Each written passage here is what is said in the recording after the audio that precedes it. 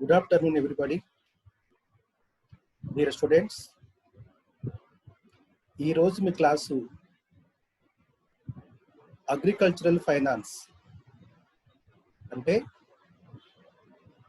వ్యవసాయ విత్తము. వ్యవసాయ విత్తం అంటే ఏంటంటే వ్యవసాయంలో క్రాపింగ్ సిస్టమ్ అంటే పంటలు మనం పండించాలంటే చాలా ఇన్పుట్స్ అనేవి కావాల్సి ఉంటుంది. ఏమిటవి? విత్తనాలు, ఎరువులు, తర్వాత కల్టివేట్ చేయడానికి కావాల్సినటువంటి యంత్రాలు, తర్వాత లేబర్ ఛార్జెస్, ఇవన్నీ కూడా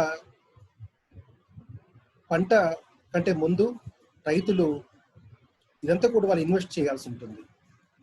కాబట్టి ఇలాంటి ఖర్చులుకి కావాల్సినటువంటి అమౌంట్నే మనం ఏమంటున్నామంటే వ్యవసాయక విత్తం అని మనం అంటున్నాం. ఈ వ్యవసాయ విత్తం ఎందుకు అవసరం పడుతూ ఉంది, ఎలా పెరుగుతూ ఉంది, దీనికి ఉన్న సోర్సెస్ ఏంటి అనేది చెప్పుకునే ముందు నిన్న క్లాసు కొద్దిగా చెప్పిన తర్వాత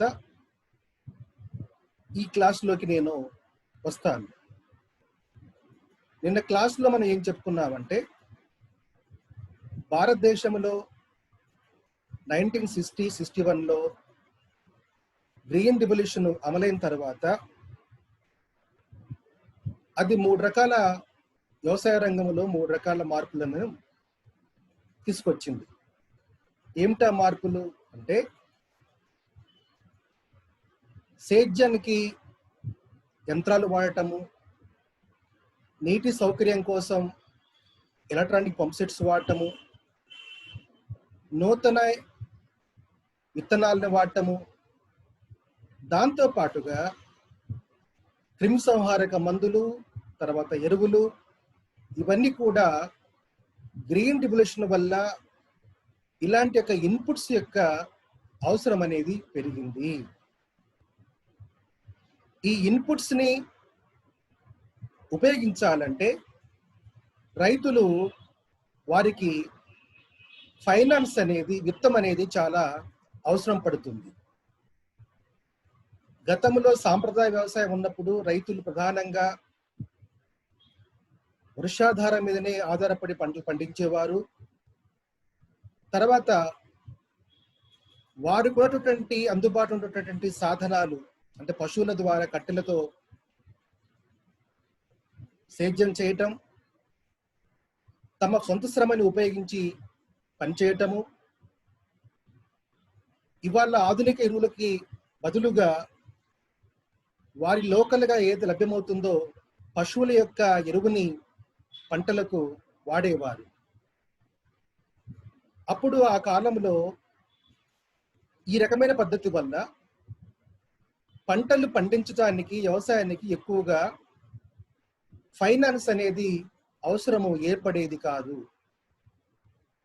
కానీ ఎప్పుడైతే మన దేశంలో గ్రీన్ రివల్యూషన్ ప్రారంభమైన తర్వాత ఫైనాన్సింగ్ అనేది చాలా ఇంపార్టెంట్ అంశంగా వ్యవసాయ రంగంలో మారిపోయింది. అందుకే ఈరోజు మన క్లాసు భారతదేశంలో వ్యవసాయ రంగానికి ఫైనాన్సింగ్ అనేది ఏ రకంగా కల్పించబడుతూ ఉంది, సోర్సెస్ ఎన్ని రకాలుగా ఉంది అనేది ఈరోజు క్లాసుగా మనం దీన్ని పరిశీలిస్తున్నాం విద్యార్థులారా. కాబట్టి భారతదేశంలో వ్యవసాయ రంగం యొక్క విత్తము పరిస్థితి ఏంటి అనేది మనం ఇవాళ క్లాసులో మీకు బోధించే ప్రయత్నం చేస్తాను. అగ్రికల్చరల్ ఫైనాన్సింగ్ అన్నప్పుడు ఈ ఫైనాన్సింగ్ అనేది ప్రధానంగా కాలాలను బట్టి 2 రకాలుగా మనము ఫైనాన్సింగ్ని చూస్తాం. ఒకటి అవసరాలు, అంటే వాళ్ళ అవసరాలు, రైతుల యొక్క అవసరాలు అనేవి ఏ రకంగా ఉంటాయి అనేది ఒకటి. రెండోది వాళ్ళు తీసుకున్నటువంటి ఫైనాన్స్ యొక్క టర్మ్ అంటే కాలము ఏ రకంగా వాటి యొక్క టైమింగ్ అనేది ఉంటుందనేది కూడా మనకు ఉంది. సో కాలాన్ని బట్టి వ్యవసాయదారులు 3 రకాలుగా ఫైనాన్స్ ని వాళ్ళు తీసుకున్నట్టుగా మనకు తెలుస్తుంది. సో ఏమిటి? సో అది వచ్చినప్పుడు the financial requirements of the Indian farmers can be classified into 3 types depending upon the period and the purpose. So అంటే వాళ్ళకు ఉన్నటువంటి అవసరాలు దాన్ని బట్టి వారు 3 రకాలైనటువంటి టైం బౌండింగ్ తో ఉన్నటువంటి ఫైనాన్స్ ని వాళ్ళు కోరుకుంటారని మనకు తెలుస్తుంది. సో అదేంటో చూద్దాం. అంటే టైం బట్టి ఎన్ని రకాలుగా వాళ్ళు ఆ ఫైనాన్స్ ని డిమాండ్ చేస్తారు అనే దాన్ని బట్టి చూసినట్టయితే 3 రకాలని అనుకున్నాం. ద ఫస్ట్ టైం ఏంటంటే, సో మనకు పీరియడ్ ఆఫ్ క్రెడిట్ లో భాగంగా షార్ట్ పీరియడ్ అనేది మనము సో ఇక్కడ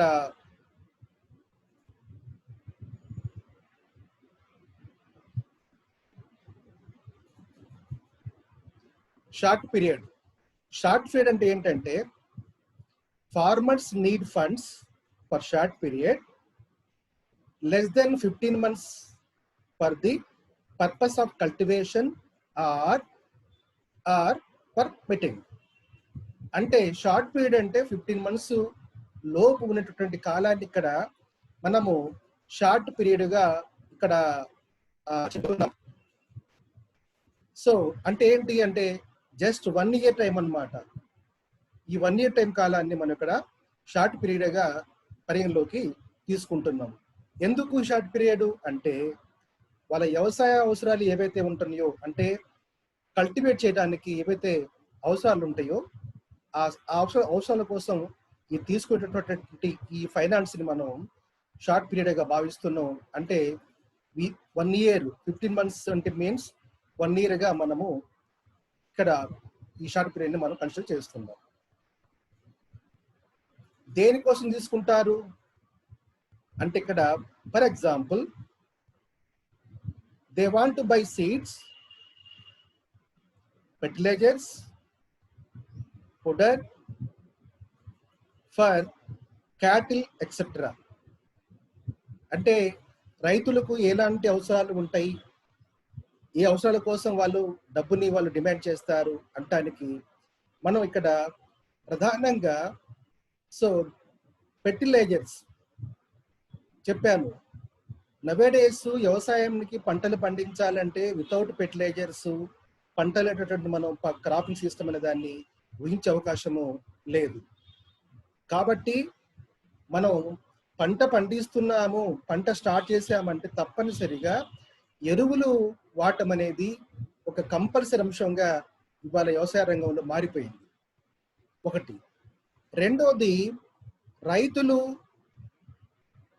సేద్యం చేయడానికి కాను ఆ సేద్యానికి కావాల్సినటువంటి క్యాటిల్స్ ని కొనుగోలు చేస్తారు. ముందు క్యాటిల్ అన్న కొనుగోలు చేయాలి, లేదా ట్రాక్టర్స్ అంటే ఓన్ ట్రాక్టర్ పర్చేజ్ చేయాలి, లేకపోతే ఆన్ రెంట్ బేస్ గా అంటే రెంట్ బేస్ గా ట్రాక్టర్ కి ఆ కల్టివేట్ చేసినందుకు దానికి అమౌంట్ అయినా ఇవ్వాల్సి ఉంటుంది. సో కాబట్టి సీడ్స్ అంటే విత్తనాలు కొనటానికి, సో విత్తనాలు కొనటం ఒకటి, ఎరువులు కొనటానికి, ట్రాక్టర్ లాంటి కల్టివేట్ చేసేందుకు రెంట్ పే చేయడానికి, లేదా లేబర్ని ఇన్వాల్వ్ చేసేందుకు వాళ్ళు ఛార్జ్ పే చేయడానికి, ఇలాంటి వాటికి అమౌంట్ అవసరం ఉంటుంది. కాబట్టి సో ఈ నీడ్స్ కోసం రైతులు స్వల్పకాలికమైనటువంటి టర్మ్లో వాళ్ళు ఫైనాన్స్ ని తీసుకుంటారు. దీన్నే మనము స్వల్పకాలికమైనటువంటి టైంగా ఇక్కడ మనము చూస్తున్నాము. అంటే ఏంటి అంటే 15 months లోపు కాలం ఏదైతే పెట్టుకొని వాళ్ళు లోన్ తీసుకుంటారో ఆ అమౌంట్ ని స్వల్పకాలికమైన లోనుగా మనం ఇక్కడ భావిస్తున్నాం. తర్వాత ఇది ఫస్ట్ అయిపోయింది. సెకండ్ టైం ఏంటంటే, సో సెకండ్ టైం ఏంటంటే షార్ట్ టర్మ్ అయిపోయిన తర్వాత మీడియం టర్మ్. మీడియం టర్మ్ అనే లోను మీడియం టర్ము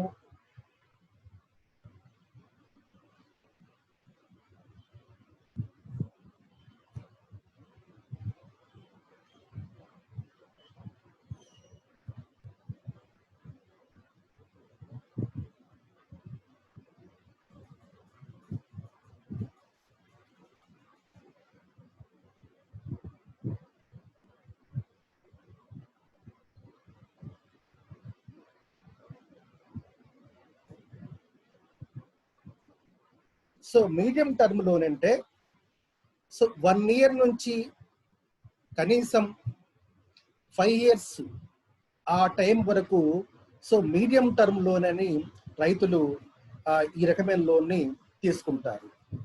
ఇక్కడ పర్పస్ ఏమిటి? ఈ మీడియం టర్మ్ లోన్ తీసుకోవడంలో రైతుల యొక్క పర్పస్ ఏంటి అంటే ఫర్ ల్యాండ్ డెవలప్మెంట్ అంటే ల్యాండ్ని కంప్లీట్గా చదును చేయడానికి, మంచిగా దాన్ని కల్టివేబుల్ ల్యాండ్గా మార్చుకోవడానికి ఒకటి. రెండోది ఆ ల్యాండ్ చుట్టూ ఫెన్సింగ్ సిస్టమ్ వేసుకోవడానికి, ల్యాండ్కు ప్రొటెక్షన్గా ఒక ఫెన్సింగ్ సిస్టాన్ని డెవలప్ చేయడానికి కూడా ఆ రకమైన దాన్ని కూడా రైతులు సో లోను తీసుకుంటారు. దీని టర్ము 15 months to 5 years వరకు దీని టర్ము ఉంటుంది. సో ఇది మీడియం టర్మ్ లోనుగా సో రైతులు దీన్ని తీసుకుంటారు. తర్వాత రైతులు తీసుకునేటటువంటి లోన్లో 2 రకాల లోన్స్ ఉన్నాయి. ఏమిటవి అంటే ఒకటి ప్రొడక్టివ్ లోన్, రెండోది అన్ప్రొడక్టివ్ లోన్. సో రైతులు 2 రకాలుగా వాళ్ళకి డబ్బు యొక్క డిమాండ్ని వాళ్ళు చేస్తారు. ఒకటి ప్రొడక్టివ్ బేస్ మీద ఒకటి చేస్తే, రెండోది అన్ప్రొడక్టివ్ అంశాల కోసం కూడా రైతులు డిమాండ్ చేస్తారు. ప్రొడక్టివ్ లోన్స్ అంటే ఏంటి అర్థము అంటే farmers to buy seeds, fertilisers, increments etcetera. అంటే సో ప్రొడక్టివ్ లోన్స్ అంటే వ్యవసాయ ఉత్పత్తికి సంబంధించినటువంటి ఏవైతే కార్యక్రమాలు ఉంటాయో ఆ కార్యక్రమాల కోసం తీసుకునేటటువంటి లోన్ని మనం ఏమంటే ఉత్పాదక విత్తము అంటే ప్రొడక్టివ్ లోన్స్గా వాటిని భావిస్తున్నాం. ఏంటి ఆ ప్రొడక్టివ్ లోన్స్? విత్తనాలు కొంటాము, ఫెర్టిలైజర్స్ కొంటాము, లేదా దాన్ని కల్టివేట్ చేయడానికి అవసరమైనటువంటి ఎక్స్పెన్సివ్ ఏదైతే ఉంటుందో వాటి కోసము పే చేయడానికి కూడా మనం ప్రొడక్టివ్ లోన్గా ఇక్కడ చెప్తా ఉన్నాం. తర్వాత దాంట్లో భాగంగా ఇంకో అంశం ఏముందంటే to pay taxes to the government and to make permanent improvements on land such digging and deepening of wells, fencing of the land, etc. అంటే వాటర్ సౌకర్యం కోసం ఏదైతే ల్యాండ్కు వాటర్ సౌకర్యం కల్పించాలనుకుంటే ఏం చేస్తారంటే బోరు బావులు వేపించడం లేదా బావులు తవ్వటం లాంటి పనులు చేపిస్తుంటారు. నవేడేస్ చాలా ప్రాంతాలకి వాటర్ సౌకర్యం లేదు. ఆ లేని ప్రాంతాల్లో రైతులు పంటలు పండించడానికి కాను 2 రకాల పద్ధతుల్ని వాళ్ళు అవలంబిస్తారు. ఒకటి బావుల్ని వెల్స్ని వాళ్ళు తవ్వటం, ఏర్పాటు చేసుకోవటం, అదొక పని. లేదా బోర్వెల్స్ వేయటం. బోర్వెల్స్ వేయాలంటే కనీసము 1 లక్ష 2 లక్షల రూపాయలు 3 లక్షల రూపాయల దాకా బోర్వెల్ ఖర్చు ఇవాళ వస్తుంది. సో బోర్వెల్ తర్వాత వెల్స్. దీంతో పాటుగా ల్యాండ్ అప్పు భాగాన ఉన్నట్లయితే, ఎక్కువ మిట్ట అప్పు భాగాన ఉన్నట్టయితే వాటర్ అనేది ఆ భాగానికి సప్లై చేయడం కష్టం అవుతుంది. కాబట్టి రైతులు ఏం చేస్తారంటే ఆ హైట్ భాగాన్ని మొత్తం కూడా డిగ్గింగ్ చేస్తారు, తవ్వేస్తారు. ఆ తవ్వాలంటే దానికి కూడా అమౌంట్ అవుతుంది. సో కాబట్టి ఇలాంటి తర్వాత ఫెన్సింగ్, ఇంతకుముందు చెప్పాను ఫెన్సింగ్ అనే విషయాలు. సో ఇలాంటి యాక్టివిటీ ఏదైతే ఉంటుందో వాటికి సంబంధించి ఆ అంశాలు మీట్ కావాలంటే అలాంటి వాటిని మనం ఏమంటుందంటే ప్రొడక్టివ్ లోన్స్ గా మనము ఈ కేటగరీషన్ భాగంగా చూస్తున్నాం. రెండో లోన్స్ అన్ప్రొడక్టివ్ లోన్స్, అనుత్పాదకమైన లోన్. ఏంటి ఈ అనుత్పాదక లోన్స్ అంటే ఏమిటి అంటే, ఒకటి farmers to celebrations of marriages, birthday parties and death ceremony functions. So మన సమాజంలో పుట్టినరోజులు కానీ, చనిపోయిన రోజులు కానీ, తర్వాత వివాహ విషయాల్ని చాలా గ్రాండ్గా ఫంక్షన్ చేయడం అనేది మన సొసైటీలో కల్చర్గా ఉంది. సో ఒక్కోసారి వాళ్ళకు డబ్బులు, దానికి కావాల్సిన అమౌంట్ వాళ్ళకు అందుబాటులో లేనప్పుడు ఈ ఖర్చులకు కూడా వాళ్ళు లోన్ని ఆశ్రయిస్తారు. సో ఎందుకు ఇలాంటి మీద ఖర్చు చేయటం వల్ల ఇవి ఉత్పాదక కార్యక్రమాలు కాదు. ఇది పెళ్లి ఖర్చులైనా, బర్త్డే పార్టీ అయినా, లేదు annual ceremonies, annual death ceremonies అనేవి మొత్తం ఈ ఫంక్షన్స్ టైప్ ఆఫ్ ఏదైతే యాక్టివిటీ ఉంటుందో అలాంటి యాక్టివిటీ మీద ఖర్చు పెట్టడం వల్ల, అప్పులు చేయటం వల్ల ఎలాంటి ఉత్పత్తి అనేది రాదు. కాబట్టి వీటిని మనం ఏమంటామంటే అన్ప్రొడక్టివ్ లోన్స్ గా వీటిని మనము పరిగణలోకి తీసుకుంటున్నాం. రైట్. సో కాబట్టి ఇంతకుముందు ఇప్పటి వరకు మనకు క్లాస్లో వ్యవసాయ విత్తము అనేది ఏంటి, వ్యవసాయ విత్తాన్ని రైతులు ఎన్ని రకాలుగా ఏ కాలాల వైజ్గా ఆ టర్మ్ బేస్గా తీసుకుంటారు, తీసుకునే విషయాల్లో రైతుల పర్పస్ ఏంటి, వాళ్ళ యొక్క అవసరాలు ఏంటి అనేది ఇంతవరకు క్లాసులో మనము ఇప్పుడు చెప్పుకున్నాం. ఇప్పుడు సంబంధించి ఏంటంటే ముఖ్యంగా వ్యవసాయం అంటేనే గ్రామీణ ప్రాంతం. అగ్రికల్చరల్ ఫైనాన్స్ అనే విషయము అంటే అర్థం ఏంటంటే గ్రామీణ ప్రాంతానికి సంబంధించినటువంటిది ఫైనాన్స్ అని అర్థం. అర్బన్ ప్రాంతాల్లో వ్యవసాయ రంగం అనేది దాదాపుగా ఉండదు. ఇప్పుడు కార్పొరేట్ వ్యవసాయం వచ్చిన తర్వాత ఆ ఫినామినా మారుతూ ఉంది, అది వేరేది. ఇన్ జనరల్ గా మనకు సో వ్యవసాయ విత్తం అంటేనే మనకు రూరల్ క్రెడిట్ గా మనం దాన్ని అంటే గ్రామీణ పరపతి అనే అంశంగా చూస్తాం. గ్రామీణ పరపతి అనే దానికి రెండు రకాలుగా గ్రామీణులు, వ్యవసాయదారులు ఈ పరపతి సౌకర్యం వాళ్ళకు అందుబాటులో ఉంది. ఏమిటవి అంటే, ఒకటి ఇన్స్టిట్యూషనల్ క్రెడిట్స్ అంటున్న వాటిని మనం అంటే వ్యవస్థాపరమైన రుణాలు. ఈ వ్యవస్థాపరమైన రుణాల్లో ఏంటంటే ఏవైతే మనకు ఆధునిక పరమైన ఏజెన్సీస్ ఉన్నాయో, ఏంటి ఆ ఏజెన్సీస్ నవేడేస్ అంటే rural banks, cooperative rural banks, cooperative societies, commercial banks. ఈరోజు మనకు గ్రామీణ ప్రాంతాల్లో రైతులకు వాణిజ్య బ్యాంకులు, సహకార బ్యాంకులు, సహకార సొసైటీలు అనేది ఈ 3 రకాల పద్ధతుల ద్వారా రైతులకు విత్తం అనేది, లోన్స్ అనేవి సప్లై అవుతున్నాయి.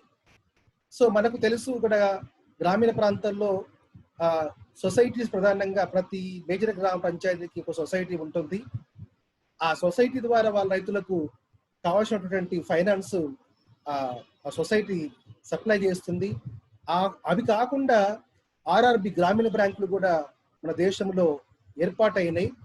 ఫర్ ఎగ్జాంపుల్ కాకతీయ గ్రామీణ బ్యాంక్ అనేది మనకు తెలంగాణ ప్రాంతంలో, ఆంధ్రప్రదేశ్ నాగార్జున గ్రామీణ బ్యాంక్ అనేది ఈ మొత్తం కూడా గ్రామీణ ప్రాంతంలో వ్యవసాయ రంగానికి కావాల్సినటువంటి ఫైనాన్స్ ని సపోర్ట్ చేస్తున్నాయి. ఇవే కాకుండా అన్ని రకాల కమర్షియల్ బ్యాంక్స్ అవి కూడా వ్యవసాయదారులకు రుణాలని ఇస్తున్నాయి.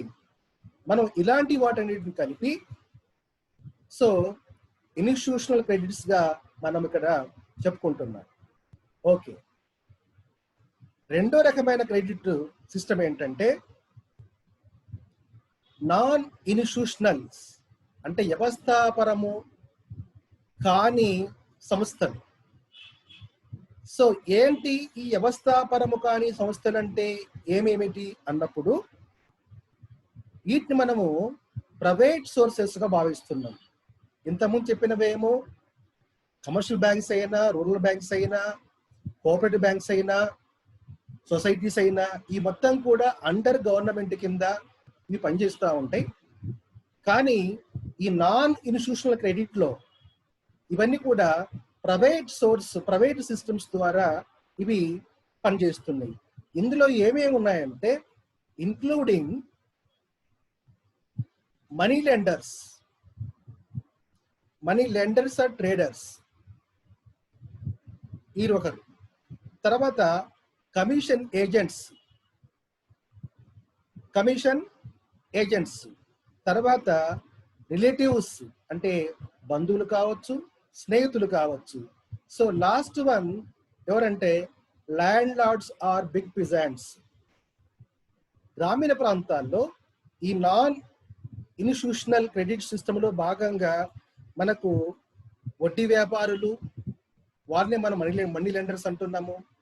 వడ్డీ వ్యాపారులు, కమిషన్ ఏజెంట్స్ అనేది ఇటీవల కాలంలో కొత్తగా ఇది ఒక టైప్ ఆఫ్ పుట్టుకొచ్చింది. సో పెద్ద మొత్తంలో వాళ్ళు ఇక్కడ దీనికి కమిషన్ తీసుకుంటారు లోన్ ఇచ్చినందుకు వాళ్ళు. తర్వాత ఫ్రెండ్స్ కానీ బంధువులు కూడా అప్పులు ఇవ్వటం అనేది గ్రామీణ ప్రాంతంలో ఆ సిస్టమ్ ఒకటి ఉన్నది.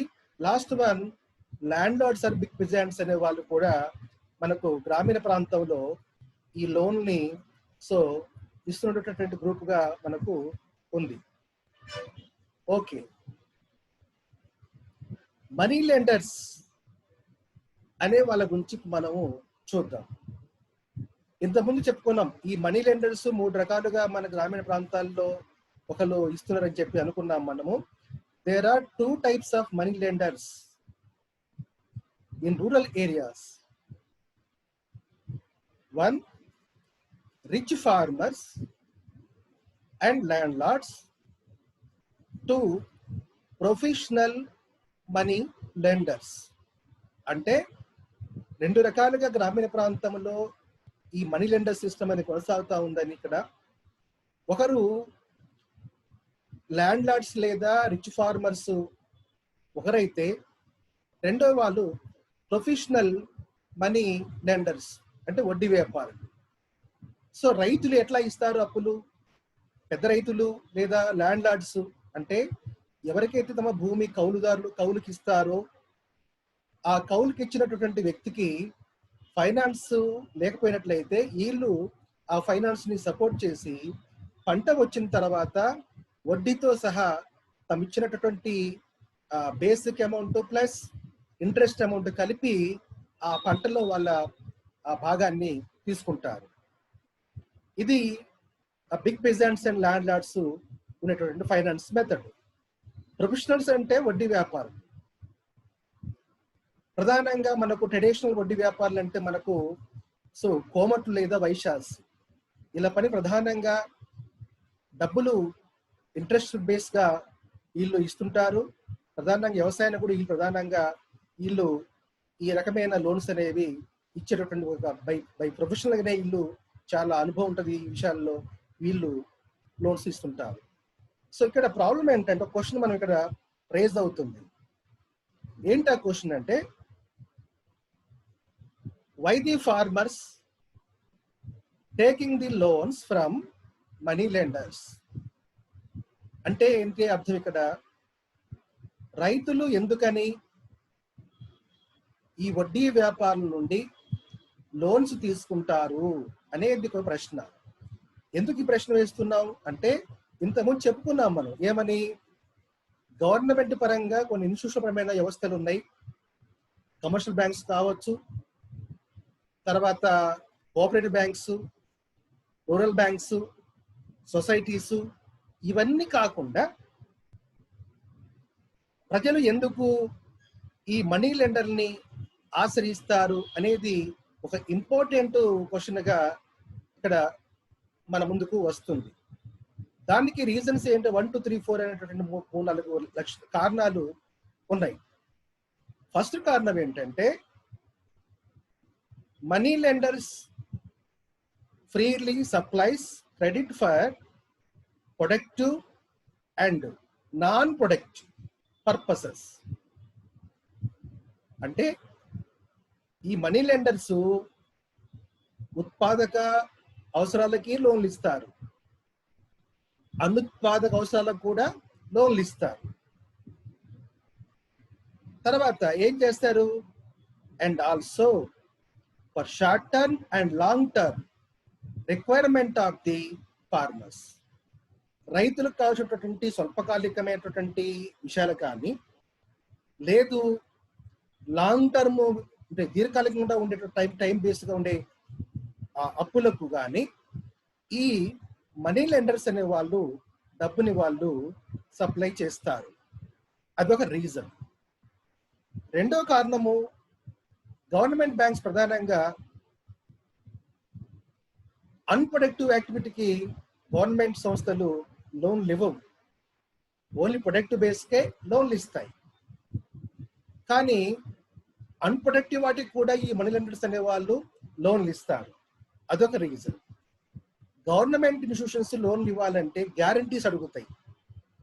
ల్యాండ్ తనఖా పెట్టుకోవటము, ఇతర అసెట్స్ అనేవి వాళ్ళు హ్యాండ్ ఓవర్ చేసుకోవటము, వాటి చూపించటము చేయాలి. అలాంటి గ్యారంటీస్ లేకుండా ప్రభుత్వ సంస్థల నుండి లోన్ తీసుకోవటం అనేది సాధ్యం కాదు.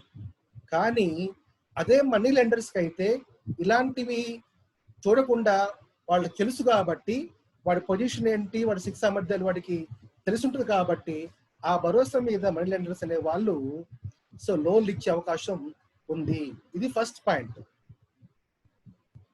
రెండో పాయింట్ ఏంటంటే is easily accessible and maintains A close and personal contact with the borrows.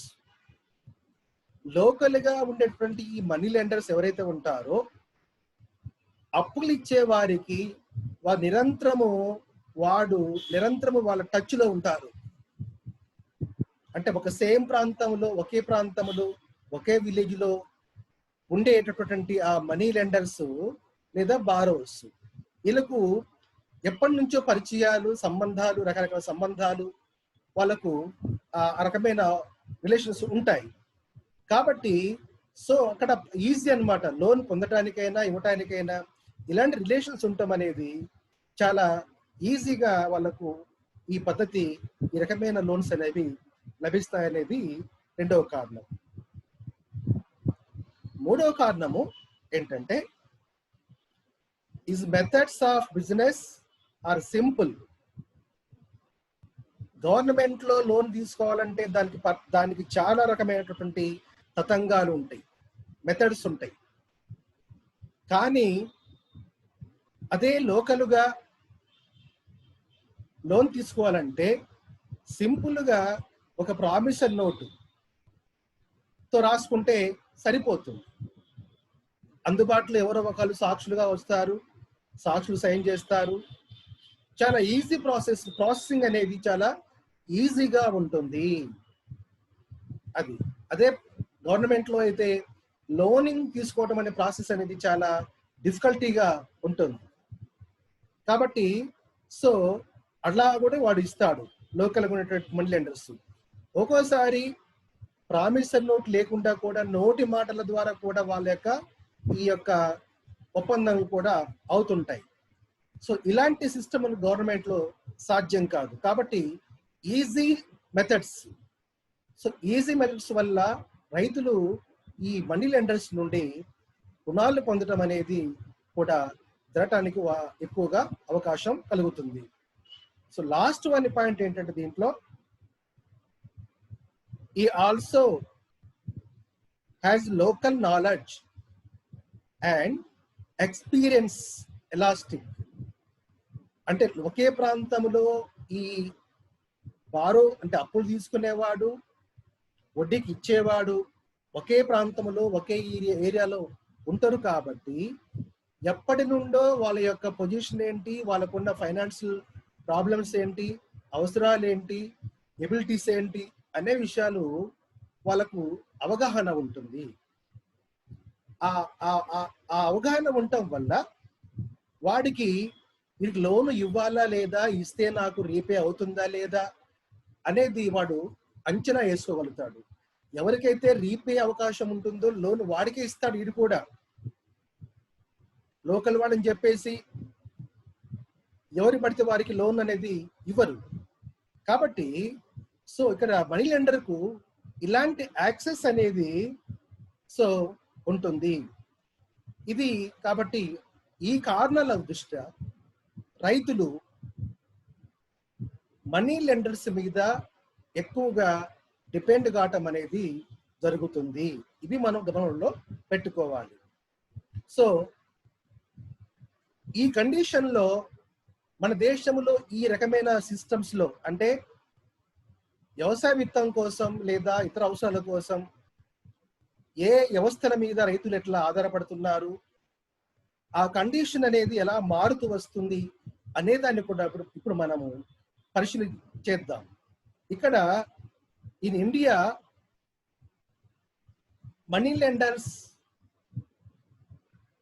Money lenders or traders, landlords accounted 93% of the total credit requirements in 1951-52. అంటే మనకు అర్థం ఏంటి, ఇక్కడ ఇండిపెండెంట్ వచ్చిన తర్వాత వచ్చే నాటికి అంటే 51-52 కాలంలో గ్రామీణ ప్రాంతంలో రైతులు కానీ ఇతరులు కానీ వాళ్ళ ఫైనాన్స్ యొక్క అవసరాలని తీరుస్తున్నటువంటి సంస్థలలో ఈ ల్యాండ్ లార్డ్స్, పెద్ద రైతులు లేదు ఇతరత్ర బంధువులు లేదా ల్యాండ్ లార్డ్స్, మనీ లెండర్స్ ఇలాంటి వాళ్ళ యొక్క మొత్తం వ్యవస్థపరమైనటువంటి వాళ్ళలో 52-51 నాటికి వీళ్ళ షేర్ ఎంతంటే 93%. అంటే ఒక 7% మాత్రమే అప్పటికి గవర్నమెంట్ సంస్థల ద్వారా మాత్రము 7% మాత్రమే లోన్ అనేది అందుబాటులో ఉంది. రిమైనింగ్ 97% రైతులు లేదా ప్రజలు ఈ మనీ లెండర్స్ మీద డిపెండ్ అయి వాళ్ళ యొక్క ఫైనాన్షియల్ అవసరాలని పొందుతున్నట్టుగా మనకు ఈ డేటా మనకు తెలియజేస్తుంది. తర్వాత so 52-51 and institution sources including the government accounted for only 87% total credit needs. అంటే అమౌంట్ పరంగా ఇస్తున్నదో కంపేర్ చేసినప్పుడు ఎంత అమౌంట్లు అంటే 87% అమౌంట్ మనకు వీళ్ళ నుంచే అంటే ఈ ప్రైవేట్ వ్యక్తుల ద్వారానే మనకు రైతాంగానికి ఆ మనీ సప్లై అనేది, మనీ యొక్క లోన్స్ అనేవి ఇవ్వటం జరిగేది. దీనికి సంబంధించి ఒక స్టడీ, ఒక సర్వే అనేది జరిగింది. సో ఆ సర్వే ఏంటంటే ద ఆల్ ఇండియా డెప్ట్ and investment survey 1981 estimated that the share of non-institutional source had slumped to about 37 in 1981. చూడండి, అంటే 80లో 80-81లో ఈ గ్రామీణ ప్రాంతాల యొక్క రుణభారము, రుణాల విషయానికి సంబంధించినటువంటి ఒక సర్వే, ఆ సర్వే యొక్క ఫైండింగ్స్ ఏంటంటే మనకు ఇంతకుముందు చెప్పాము 97% లోను 50-51లో రైతులు పొందుతూ ఉండగా ప్రైవేట్ సంస్థల నుండి 81 నాటికి సో అది ఆ నాన్ ఇన్స్టిట్యూషన్ యొక్క ఆ సోర్స్ అనేది 37% డిక్రీజ్ అయింది. ఎందుకైంది అంటే ఇందిరాగాంధీ ఇప్పుడు 69లో బ్యాంకుల జాతీకరణ చేసిన తర్వాత, అంతకుముందు బ్యాంకులు మొత్తం కూడా ప్రైవేటు సంస్థల చేతుల్లో, వ్యక్తుల చేతుల్లో ఉండేవి. ఎప్పుడైతే ఆమె నేషనలైజేషన్ బ్యాంకు చేసిందో, ఆ నేషనలైజేషన్ బ్యాంకు చేయటం వల్ల అనివార్యంగా ప్రభుత్వ సంస్థలు గ్రామీణ ప్రాంత అభివృద్ధి కోసం, వ్యవసాయ రంగ అభివృద్ధి కోసం కొంత పర్సెంట్ వాళ్ళు తప్పనిసరిగా లోన్లు ఇవ్వాలనే క్రైటీరియా ఒకటి ఆ బ్యాంకు నిబంధన ఉండటం వల్ల 81 నాటికి మనకు రైతులకు లోన్లు ఇచ్చేటువంటి క్రమం అనేది పెరగటం మూలంగా మనకు అది 37%గా మనకి ఇక్కడ తెలియజేస్తుంది. Money lenders accounted for barely 16%. చూడండి,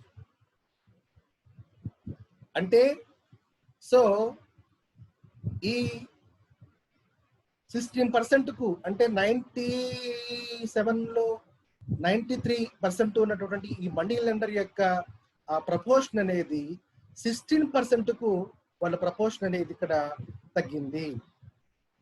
ఇన్స్టిట్యూషనల్ క్రెడిట్ ఓకే. తర్వాత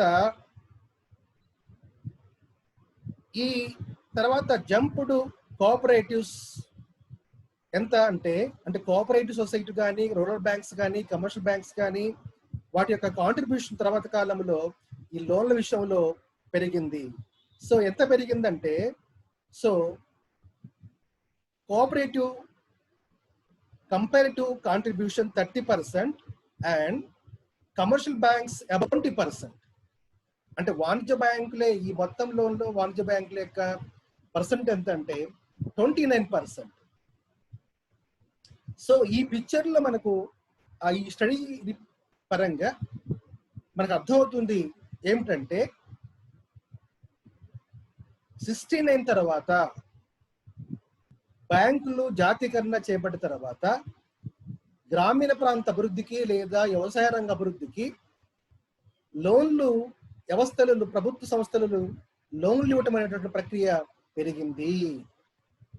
ఈ పెరగటం వల్ల రైతులు గతం కంటే ప్రైవేట్ వ్యక్తుల మీద ఆధారపడే పరిస్థితి తగ్గిపోయి బ్యాంకుల మీద, వ్యవస్థల మీద అంటే ఇన్స్టిట్యూషనల్ సిస్టమ్ మీద ఈ లోన్లకి ఎక్కువగా వాళ్ళు ఆ ప్రపోజల్ పెట్టినట్టుగా మనకు ఈ వివరాలు తెలియజేస్తా ఉన్నాయి.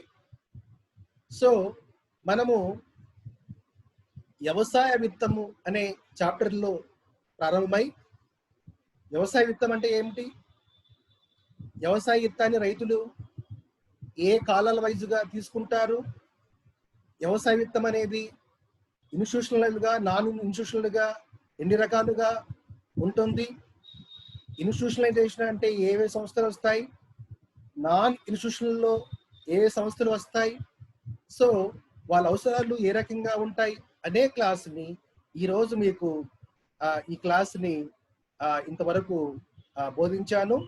సో మిగతా అంశాన్ని రేపటి క్లాస్లో మీకు మనం చెప్పుకుందామని తెలియజేస్తూ ఈ క్లాసుని ఇంతటితో ముగిస్తూ ఉన్నాను.